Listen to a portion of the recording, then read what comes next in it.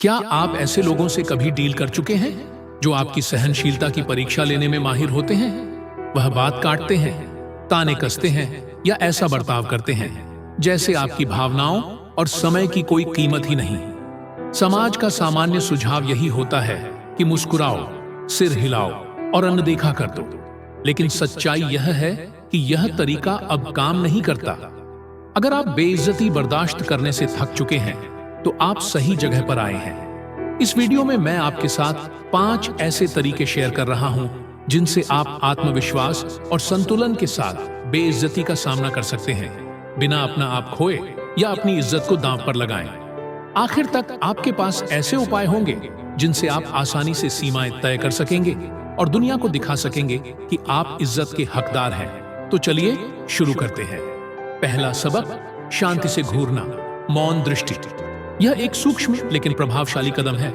आपके शस्त्रागार में सबसे अनदेखा और असरदार हथियार है एक साइलेंट स्टेयर। ना कोई शब्द, ना कोई ज्यादा प्रतिक्रिया, बस एक शांत स्थिर नजर। जब कोई आपकी बेइज्जती करता है तो यह साधारण कदम शक्ति संतुलन को पूरी तरह बदल सकता है। यह क्यों काम करता है? बेइज्जती करने वाले लोग आपकी प्रतिक्रिया से अपना अहंकार पोषित करते हैं। उन्हें गुस्सा, रक्षात्मक या हताशा जैसी भावनाओं से फायदा मिलता है। लेकिन जब आप उनकी हरकत का शांत मौन के साथ सामना करते हैं तो उनका संतुलन बिगड़ जाता है।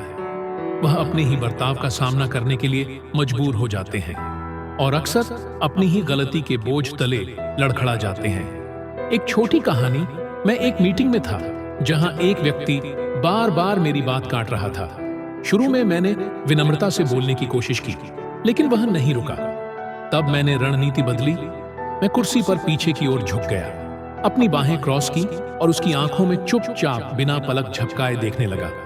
ना कोई भाव, बस शांत अवलोकन। कमरे में माहौल बदल गया। वह हक लाया, अपनी बात का सिलसिला खो दिया और सबसे बड़ी बात, मीटिंग के बाकी समय में उसने मुझे और नहीं टोका। उस मौन दृष्टि ने वह कर दिखाया जो शब्द नहीं कर सकते थे। इज्जत की मांग इस तरीके की खासियत, यह सिर्फ सामने वाले को असहज करने का जरिया नहीं है, बल्कि यह आपको भी याद दिलाता है कि आप किसी को भी अपनी भावनात्मक प्रतिक्रिया देने के लिए बाध्य नहीं हैं। मौन दृष्टि सिर्फ एक उपकरण नहीं है, यह एक घोषणा है।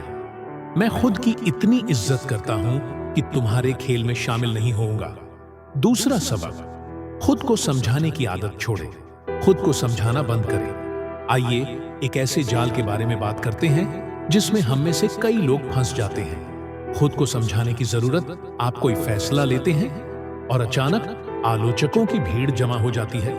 तुमने ऐसा क्यों किया, या क्या तुम्हें लगता है कि यह सही फैसला है? सच्चाई यह है, आपकी जिंदगी कोई अदालत नहीं है और आपको अपने फैसलों का बचाव किसी के सामने करने की जरूरत नहीं, खासकर जब उनके सवाल जिज्ञासा से ज्यादा जजमेंट से भरे हो। लोग सवाल क्यों करते हैं?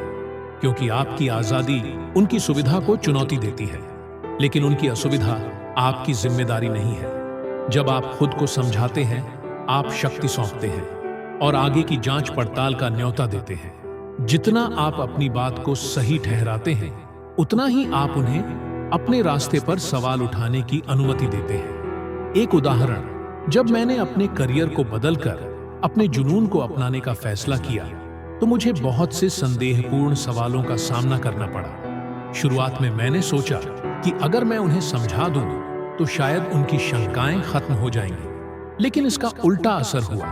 उन्होंने और सवाल उठाने शुरू कर दिए। आखिरकार मैंने अपना तरीका बदल लिया। जब किसी ने पूछा, तुमने अपनी स्थिर नौकरी क्यों छोड़ी, मैंने बस इतना कहा, क्योंकि मुझे ऐसा करना था, और बात वहीं खत्म हो गई। खुद को समझाने का त्याग यह आजादी देता है। यह कहता है, मुझे अपने फैसलों पर भरोसा है और मुझे तुम्हारी स्वीकृति की जरूरत नहीं।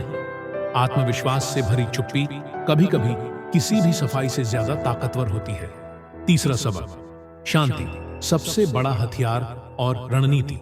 कभी कभी बेइज्जती का सबसे ताकतवर जवाब कोई जवाब ना देना होता है। चुप्पी कमजोरी नहीं है, यह एक सोच समझा हुआ फैसला है और यह एक ऐसा संदेश भेज सकती है जो शब्द कभी नहीं भेज सकते। यह क्यों काम करता है? बेइज्जती तब तक फलती फूलती है जब तक आप उसे क्रिया देते हैं। जब कोई आपको नकारात्मकता में खींचने की कोशिश करता है तो वह आपकी प्रतिक्रिया, झगड़े या अपने बर्ताव के औचित्य के लिए तरस रहा होता है। लेकिन जब आप उस जाल में फंसने से इनकार कर देते हैं, जब आप उनके शब्दों को हवा में लटकने देते हैं, तो वह अपने ही बर्ताव का सामना करने के लिए मजबूर हो जाते हैं। चुप्पी बेइज्जती को उस ध्यान से वंचित कर देती है जिसकी उसे जरूरत होती है, और सामने वाले को अपनी हरकतों के लीपन से जूझने पर मजबूर कर देती है। मैं एक ऐसे इंसान से निपट चुका हूं जिसे मजाक की आड़ में दूसरों पर ताने कसने की आदत थी। एक दिन जब उसने मेरे काम पर एक तीखी टिप्पणी की, तो मैंने ना कोई सफाई दी और ना ही पलटकर जवाब दिया। इसके बजाय मैंने बस अपनी भौं उठाई, शांत रहा और कमरे में असहजता को भरने दिया।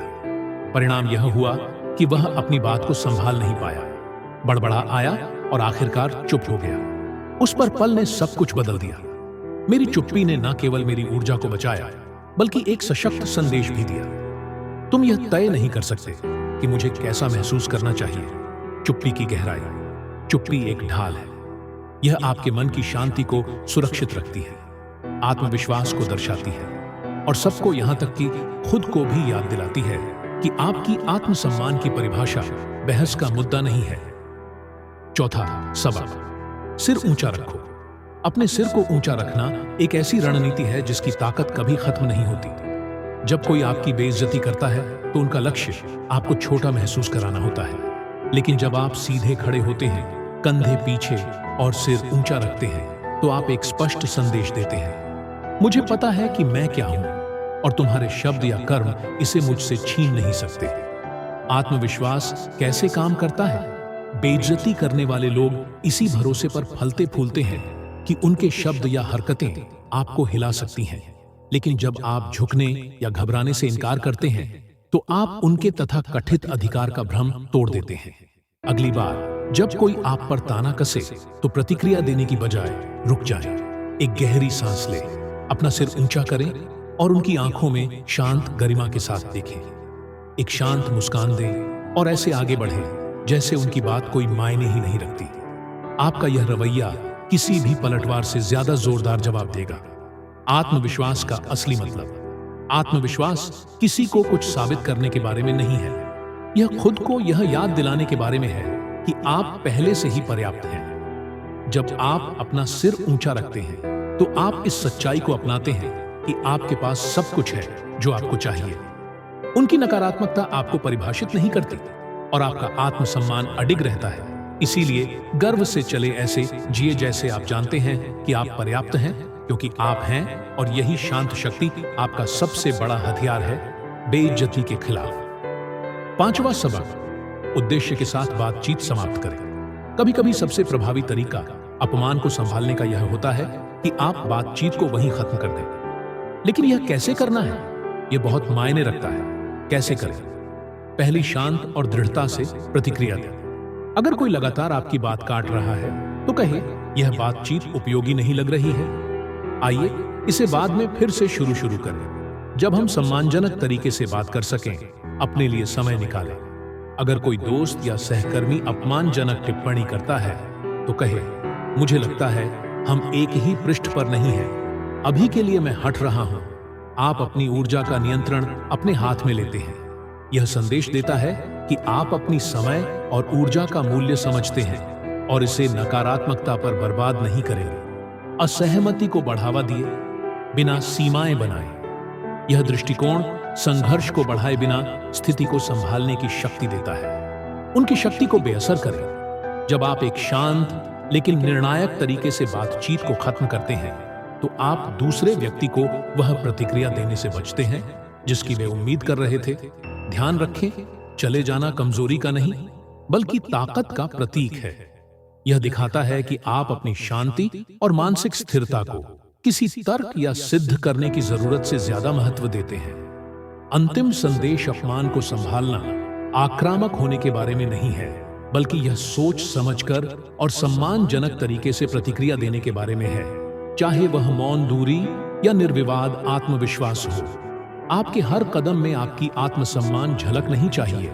जैसे जैसे आप खुद की कदर करेंगे, वैसे वैसे आप उन लोगों को अपनी ओर आकर्षित करेंगे जो आपको ऊपर उठाते हैं। और आपकी सराहना करते हैं